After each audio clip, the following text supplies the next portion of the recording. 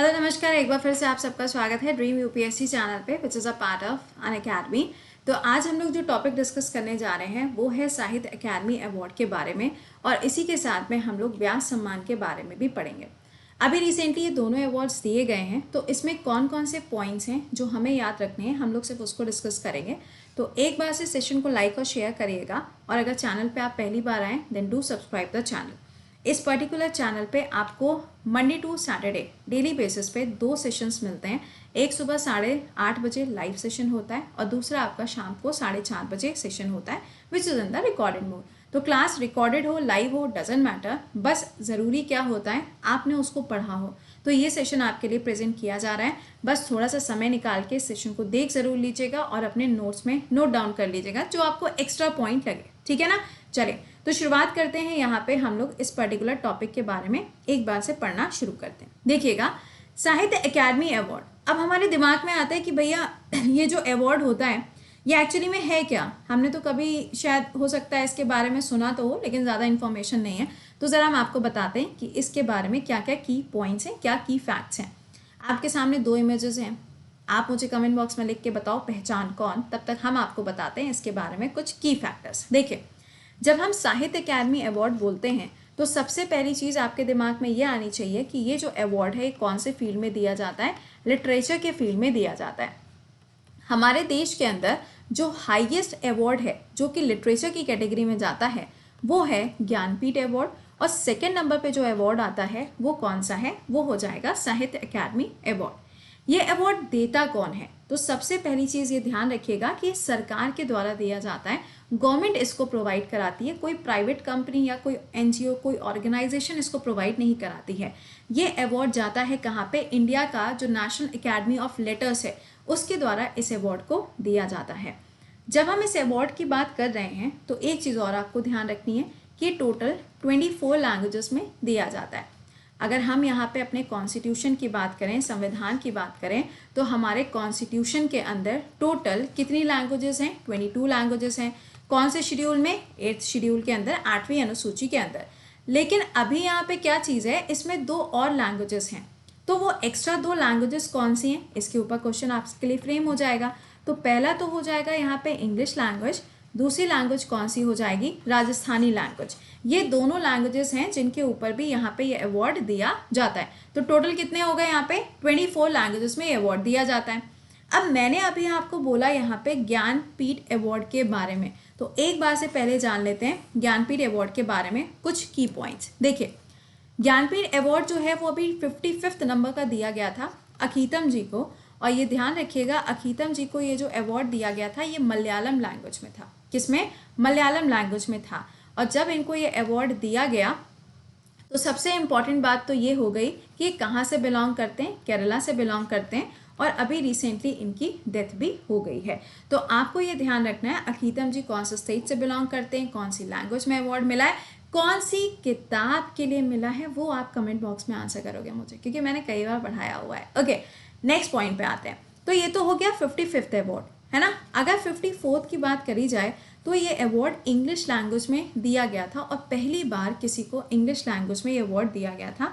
और वो पर्सनालिटी कौन है, अमिताभ घोष। किसको मिला था, अमिताभ घोष जी को ये अवार्ड दिया गया था। खैर, ये तो ज्ञानपीठ अवार्ड की बात हो गई। हम वापस से आते हैं साहित्य अकेडमी अवार्ड के बारे में। देखिएगा, अब ये जो अवार्ड दिया गया, अभी कॉन्ट्रोवर्सी क्रिएट हो गई थी। कॉन्ट्रोवर्सी किस बात पे, देखते हैं। देखिए, एक मराठी राइटर हैं, है ना, जो मराठी राइटर हैं, इन्होंने अवार्ड लेने से मना कर दिया। अब अवार्ड लेने से मना कर दिया तो वहाँ पे एक तरीके से आप कह सकते हैं कि वाद विवाद हो गया कि भैया क्यों अवार्ड नहीं चाहिए। तो यहाँ पे ये जो पर्सन है इनका नाम ध्यान रखिएगा, इनकी जो किताब है उसका नाम भी ध्यान रखिएगा, हो सकता है आपसे पूछ दिया जाए। तो ये मराठी राइटर कौन है यहाँ पे, नंदा खरे जी हैं, और इनकी जो किताब है उसका नाम क्या है, उदया। क्या नाम है, उदया। और इसको पब्लिश कब किया गया था, 2014 में। अब ये मत कहना कि मैम कोरोना है इसलिए इन्होंने ये अवार्ड नहीं लिया, ऐसा किसी को बोल मत देना, ऐसा कुछ नहीं है। इसका रीज़न क्या है, इसका सिंपल सा कोई रीज़न तो नहीं दिया गया है, बट हाँ इन्होंने अभी ये अवार्ड एक्सेप्ट करने से मना कर दिया है। तो अब ज़रा हम यहाँ पे पहले ये जानते हैं कि ये अवार्ड जितने लोगों को दिया गया है उनके बारे में क्या क्या की पॉइंट्स हमें याद रखने हैं। तो सबसे पहला तो हमें याद रखना है इंग्लिश लैंग्वेज में ये अवार्ड किसे दिया गया। तो इंग्लिश लैंग्वेज में आप देख सकते हैं कि ये अवार्ड गया है एक पोइट्री के लिए जिसका नाम है when God is a traveller, और ये अवार्ड किसको दिया गया? अरुंधति सुब्रमण्यम को ये अवार्ड दिया गया। दूसरी तरफ आप देखो हिंदी में ये अवार्ड किसको दिया गया है, तो ये भी एक पोइट्री को दिया गया, और ये अवार्ड किसको गया? अनामिका जी को दिया गया। अब एक बात समझिएगा, एक लिखा है बोडो, एक लिखा है आसामी। ये दोनों ही जो लैंग्वेजेस हैं ये कहाँ की है? आसाम की हैं। लेकिन आपको ये याद नहीं करनी है, तो टेंशन लेने की जरूरत नहीं है, आपको सिर्फ यही दोनों याद करने हैं। दूसरा, कन्नड़ लैंग्वेज की बात करें तो ये अवार्ड किसको गया है? वीरप्पा मोली को। कुछ याद आ रहा है? कुछ समय पहले इनको कोई अवार्ड दिया गया था, सरस्वती सम्मान, आपको याद आ रहा होगा। आई थिंक 2 साल पहले की बात है, इनको सरस्वती सम्मान से सम्मानित किया गया था। और ये कौन से स्टेट से बिलोंग करते हैं? तो ये कर्नाटका से बिलोंग करते हैं। इनकी जो पोइट्री है वो बाहुबली के ऊपर है। देखिए, कर्नाटका के अंदर आपको गोमटेश्वर टेम्पल देखने को मिलता है, और माना जाता है कि वहाँ पे भगवान बाहुबली जो हैं उनकी पूजा अर्चना करी जाती है। तो उन्हीं के ऊपर यहाँ पे इनकी जो पोइट्री है, जो कविता है, उसको ये अवार्ड दिया गया। अच्छा, आगे देखते हैं। अगला आपको याद रखना है संस्कृत एंड उर्दू। संस्कृत की बात करोगे तो वैशाली नाम की एक नॉवल है जिसको लिखा गया है महेश चंद्र जी के द्वारा, इसको अवार्ड मिला है। और उर्दू लैंग्वेज की बात करोगे तो अमावस में ख्वाब, इसको यहाँ पे अवार्ड मिला है, और ये किसने लिखी है? हुसैन जी के द्वारा इसको लिखा गया है। अब देखो, ये तो बातें हो गई इसके बारे में कि ये अवार्ड यहाँ पे दिए गए हैं, किसको किसको अवार्ड मिला वो भी हम लोगों ने डिस्कस कर लिया है। लेकिन अब सवाल यहाँ पे ये खड़ा होता है कि ये जो अवार्ड दिए जा रहे हैं, है ना, ये मैंने आपको बताया ना इंडिया लेटर्स के द्वारा दिए जाते हैं। अब आप मुझे एक क्वेश्चन का आंसर करके बताना, इस अवार्ड में टोटल कितना अमाउंट दिया जाता है? मतलब ये मेरे को बताना पड़ेगा तो थोड़ा अजीब लगेगा, क्योंकि यार अभी 4 दिन पहले तुम लोग को पढ़ाए थे, है ना। तो एक बार से ज़रा मुझे ये बताइएगा कि इसके अंदर टोटल कितना अमाउंट दिया जाता है। चलो ऑप्शन भी देते हैं तुम लोग को, है ना। 1 lakh rupees, 2 lakh rupees, 3 lakh rupees और 4 लाख रुपीज़, कितना अमाउंट यहाँ पे दिया जाता है? आप कमेंट बॉक्स में आंसर करके बताएंगे। सब हम ही बताएंगे तो फिर तुम लोग क्या रिवाइज करोगे, है ना, पन्ने भी तो पलटने की होती है, बताइएगा। तो ये तो बात हो गई इन अवार्ड्स के बारे में। अब हम बात करेंगे किसके बारे में? व्यास सम्मान के बारे में। अच्छा, व्यास सम्मान जो है वो भी रिसेंटली दिया गया था, लेकिन पहले हम इसका थोड़ा सा हिस्टोरिकल बैकग्राउंड देख लेते हैं। देखिए, ये जो अवार्ड है ये के बिरला ग्रुप्स के द्वारा दिया जाता है। एंड सेकेंडली ये ध्यान रखिएगा कि ये जो अवार्ड है, जैसे कि मान लो अगर मैंने आपसे कहा कि ये जो साहित्य अकादमी अवार्ड है ना, इसकी शुरुआत कब से हुई? अगर मैं आपसे ये पूछ लूँ, वैसे ये बहुत ही ज़्यादा मतलब toughest of the tough question हो जाएगा, बट अगर मैं आपसे पूछ लूँ तो ये अवार्ड कब से स्टार्ट हुआ भैया? 1954 से स्टार्ट हुआ। लेकिन अगर हम यहाँ पे बिरला अवार्ड्स की बात करें, या फिर यहाँ पे जो के बिरला के द्वारा जो अवार्ड दिया जाता है, ये कब से स्टार्ट हुआ है? तो 1991 से ये अवार्ड स्टार्ट हुआ है। ठीक है, अब देखो समझना है इस बात को। अगर आपसे क्वेश्चन में ये कहा जा रहा है कि ये जो अवार्ड दिया जाता है ये किस में होता है, तो ये लिटरेचर के अंदर दिया जाता है ना, लेकिन Hindi literature only, point to be noted, Hindi literature only. अभी हमने पीछे देखा था उसमें डिफरेंट लैंग्वेजेस थी, बट यहाँ पे ऐसे कोई डिफरेंट लैंग्वेजेस नहीं है, यहाँ पे हिंदी लैंग्वेज में ये अवार्ड जो है ये दिया जाता है। ठीक है, अब यहाँ पे बात करी है हमने इसके बारे में। अब एक चीज़ और ध्यान रखिएगा कि इसमें जो ये अवार्ड जाता है ये उन्हीं राइटर्स को जाता है या फिर उन्हीं किताबों को जाता है जिनको 10 साल हो चुका होता है पब्लिश हुए। मतलब ऐसा नहीं है कि अभी 2 साल हुआ पब्लिश हुआ और अचानक से इनको अवार्ड मिल गया, नो, ऐसा नहीं होता है, एटलीस्ट 10 ईयर्स हो गया। सेकेंड पॉइंट, इसमें कैश अमाउंट दिया जाता है कितने का? 4 लाख रुपीज़ का कैश अमाउंट इसके अंदर दिया जाता है। बाकी जो सर्टिफिकेट एंड ऑल वो सारी चीज़ें होती हैं। लेकिन अब अगर हम बात करें 2019 में ये अवार्ड किसको दिया गया था? नसीरा शर्मा जी को इस अवार्ड से सम्मानित किया गया था। आधे यहाँ पे स्क्रीनशॉट मारना शुरू करेंगे, मतलब लिखना नहीं चाहते हैं। कागज़ की नाव के लिए क्या नाम है यहाँ पे? कागज़ की नाव। अब इसकी इंग्लिश करी जाएगी पेपर बोट, है ना, कमाल हो। अगला सुनिएगा, 2018 की बात करें, लीलाधर जागोड़ी, क्या नाम है? लीलाधर जागोड़ी, इनको इस अवार्ड से सम्मानित किया गया। और अगर इनके लिए किताब पूछी जाएगी तो जितने लोग उतने प्रेम, इस किताब के लिए इनको ये अवार्ड दिया गया था। नेक्स्ट पे आ जाओ, 2017 की बात करें तो ये अवार्ड किसको मिला था? ममता कालिया जी को इस अवार्ड से सम्मानित किया गया था। और इनकी किताब कौन सी थी? कौन सी हो जाएगी? दुखम और सुखम। ये मत सोचना कि मैम आप इतने पुराने अवार्ड्स बता रहे हो, एक्चुअली कई बार क्या होता है ना कि ये पुराने अवार्ड्स भी पूछ लिए जाते हैं, तो कम से कम यहाँ पे 3-4 साल के तो आपको अच्छी तरीके से पता होने चाहिए, ठीक है ना।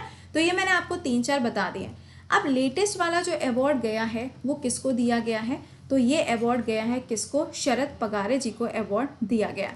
अब ये इनको जो अवार्ड मिला है ये इनकी कौन सी किताब के लिए मिला है, पाटलिपुत्र की सम्राज्ञी, इस किताब के लिए इनको ये अवार्ड दिया गया है। तो हमने यहाँ पर इस बात को बहुत अच्छी तरीके से देख लिया कि कौन सा अवार्ड कब से शुरू हुआ है, किसको अभी लेटेस्ट अवार्ड मिला है। 1-2 साल पुराने अवार्ड्स भी हमने देख लिए हैं ताकि हमें बहुत अच्छी तरीके से याद हो जाए।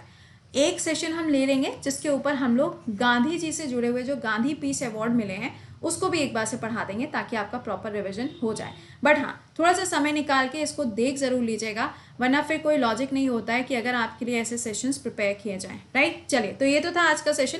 उम्मीद करेंगे आपको पसंद आया होगा। एक बार से लाइक एंड शेयर करिएगा, एंड चैनल पे अगर आप पहली बार आए हैं then do subscribe the channel so that आपको क्लास के नोटिफिकेशंस मिलते रहें। ये जो सेशंस होते हैं इस चैनल पे मेरे, वो 8:30 बजे सुबह होता है लाइव, एंड शाम को 6:30 बजे रहता है। इसके अलावा अगर आपको यूपीएससी बैच ज्वाइन करना है या फिर एसएससी बैच ज्वाइन करना है, आप अपने अकॉर्डिंग दोनों में से कोई भी बैचेस ज्वाइन कर सकते हो। दोनों के लिंक आपको मेरे टेलीग्राम पे मिल जाएंगे। इसके अलावा यूपीएससी बैच का लिंक आपको वीडियो के डिस्क्रिप्शन में भी मिल जाएगा। इसमें काफ़ी सारे एजुकेटर्स हैं, आप किसी को भी फॉलो कर सकते हो। इसके अंदर आपको 2 ऑप्शंस मिलेंगे, एक क्या है, प्लस है, दूसरा कौन सा है, आइकॉनिक है। आप दोनों में से किसी को भी अवेल कर सकते हो। ये ध्यान रखिएगा कि जब आप इस बैच को एनरोल करने जाओगे, परचेज करने जाओगे, तो वो आपसे एक कोड पूछेगा, तो वहाँ पे कोड में मेंशन कर दीजिएगा प्रतिडे। क्या मेंशन करना है, प्रतिडे, ठीक है। ये बैच आपका नया स्टार्ट हो गया है। और एक खास बात और ध्यान रखिएगा, अगर आप यूपीएससी बैच को 31 मार्च तक ज्वाइन करते हैं 2021, तो ये बैच आपका वैलिड रहेगा कब तक के लिए मालूम है, 2022 जुलाई तक के लिए पूरा का पूरा वैलिड होने वाला है। मतलब 1 साल के लिए तो वैलिड है ही, लेकिन उसमें 3-4 महीने एक्स्ट्रा आपको वैलिडिटी मिलने वाली है। तो आप इस बैच को टाइमली ज्वाइन कर लो ताकि आपको ये प्रॉफिट मिल सके। अगर आपको सिर्फ मेंस के लिए ज्वाइन करना है तो आप मेंस के लिए ज्वाइन करो। अगर आपको प्रीलिम्स और मेंस दोनों के लिए ज्वाइन करना है तो आपके सामने ऑप्शन है, you can go with the option. बस ये ध्यान रखिएगा कि कोड जरूर से मेंशन करना, डिस्क्रिप्शन में लिंक लगा हुआ है, कोड क्या मेंशन करोगे, प्रति10, and you can avail this batch, ठीक है। इसके अलावा आपकी टेस्ट सीरीज भी मिलती है। और हाँ, ये टेस्ट जो है ये आपका 28 को तो खत्म। अब कब होगा, अगले वाले संडे को, टाइम वही रहेगा सुबह 11 बजे। ऑलराइट, चलिए, तो उम्मीद करेंगे ये सेशन आपको पसंद आया होगा, and wish you all a very happy Holi. क्योंकि भाई अब तो होली आ ही गई है, तो wish you all happy Holi. लेकिन फेस्टिवल के साथ साथ आपको पढ़ाई भी करनी है, so take out some time, तो चीज़ों को रिवाइज आप कर पाओगे। ऑलराइट, चलिए, तो मिलते हैं आप लोगों से 7 बजे के सेशन में। टिल देन खुश रहिए, मुस्कुराते रहिए, bye bye, and take care, and do like the session.